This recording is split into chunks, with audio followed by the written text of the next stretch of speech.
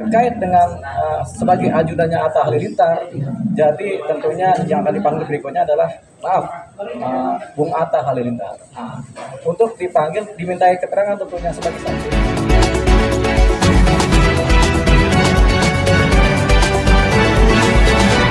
Agenda hari ini, Bang? Agenda hari ini hari Kamis 19. tanggal 19 September tahun 2024. Jadi kami mendampingi teman-teman jurnalis, khususnya jurnalis video yang kemarin kena ancaman dari ajudannya Atta Halilintar ya. Jadi mereka ada 4 jurnalis di BAP.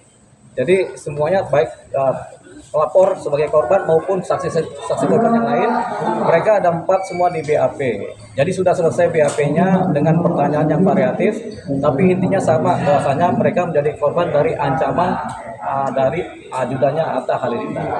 Begitu.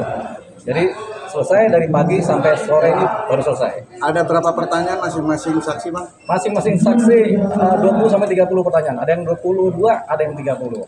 Begitu. Seputar apa aja, Pak? Seputar mengenai tempat kejadian perkaranya, kejadiannya, kemudian bagaimana mengancamnya, kemudian apakah merasa terancam, kemudian apakah merasa terganggu, apakah merasa bekerja sebagai pers kemudian dibatasi, itu pertanyaannya. Gitu. Mungkin ada bukti yang tambahan, Bang? Nah, buktinya pertama saksi ya, karena saksinya ada 4 nih langsung nih, jadi clear kesaksiannya, kemudian ditambah bukti video kejadian terjadinya pengancaman. Jadi sudah kita sampaikan dalam bentuk flash disk, sudah disampaikan ke penyidik. Gitu. Nah, jadi kemudian setelah di sini di BAP tentunya ada yang namanya meminta keterangan dari pihak sebelah. Pihak sebelah ini adalah si pengancam, si terlapor ini. Tapi sebelum nyampe ke situ kan, ini kan kita belum tahu secara detail siapa sih si pengancam ini. Apakah seseorang pribadi swasta, apakah pribadi dari pejabat negara, kita belum tahu si pengancam ini. Makanya harus dicari ke sana. Namanya pun kita belum tahu. Jadi untuk sampai ke sana tentunya karena si terlapor ini terkait dengan sebagai ajudannya Atta Halilintar. Jadi tentunya yang akan dipanggil berikutnya adalah Bung Atta Halilintar. Untuk dipanggil, dimintai keterangan tentunya sebagai saksi, apakah benar ini ajudannya. Begitu. Karena nggak mungkin tiba-tiba turun tanpa terkait gitu. Jadi banyak orang tahu juga memang beliau adalah ajudannya Atta Halilintar. Jadi tentunya ke Atta dulu, baru dipertanyakan si ini siapa nih, apakah ajudannya, apa benar apa tidak, namanya siapa, nama lengkapnya. Jadi terlapor ini bisa terakhir begitu. Mungkin sudah ada ini, Bang, bocoran jadwal untuk dipertemukan antara si pelapor dan terlapor, Bang? Ada jadwal pertemuan pelapor dan pelapor.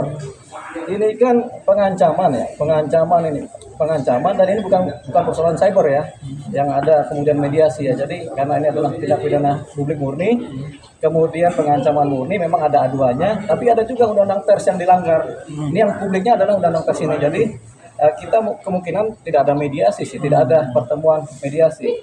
Jadi karena ini tindak pidana publik murni ya. Publiknya ada di undang-undang pers, pengancamannya adalah delik aduan. Gitu. Tapi karena ada publik murninya ya sudahlah. Tampaknya tidak ada mediasi, jadi prosesnya berjalan kontinus terus. Gitu. Bang, berarti setelah pelaporan kemarin itu tidak ada etikat baik sejauh ini, Bang, ya, dari pihak Atta Halilintar atau dari ajudannya itu? Tidak ada. Tapi memang ada cerita di mana terlapor kemudian minta maaf secara mandiri ya, ke medsos ya. Tapi itu kan permintaan maafnya juga ya begini. Kalau semua persoalan pidana kemudian selesai dengan minta maaf, nanti ya jaksa nggak kerja, hakim nggak kerja, kemudian di lapas juga nggak ada yang kerja kalau semuanya minta maaf. Jadi kadang-kadang kita harus pilah-pilah mana yang kita bisa maafkan, mana yang bisa tidak kita bisa maafkan. Tapi pada prinsipnya kalau ada orang minta maaf kan kita pasti memaafkan ya. Tapi kata Mahfud MD, kadang hukum harus jalan terus gitu. Jadi memang hukum harus jalan terus ini. Bang, prosedur hukumnya seperti apa ketika ini? Apa nanti ditemukan dia sebagai TNI atau dengan sipil itu ada berbeda nggak sih, Bang? Nah, kalau kemudian diketahui bahwasanya ternyata si terlapor adalah misalkan adalah oknum TNI misalnya atau oknum polisi. Kalau si terlapor adalah oknum polisi, tentunya tetap perkara ditangani oleh sipil ya, oleh hukum sipil ya. Tapi kalau terlapor ternyata adalah oknum TNI, nah ini berkasnya kita bawa ke Polda Jaya. Nah, jadi kita pindahkan berkas ini setelah dibundel dibawa ke Polda Jaya untuk ditindaklanjuti ke Polda Jaya. Tapi kan kita belum tahu ini siapa, gitu. Tanpa tahu sih orang sipil, gitu. Tapi atas sendiri jadwal kapan? Jadwal atas sendiri kapan? Nah itu tergantung penyidik. Tapi yang jelas dari pihak pelapor dan para saksi korban semua sudah di BAP, sudah clear. Tinggal saksi ahli pihaknya Atta, baru terakhir adalah terlapor, gitu. Oke.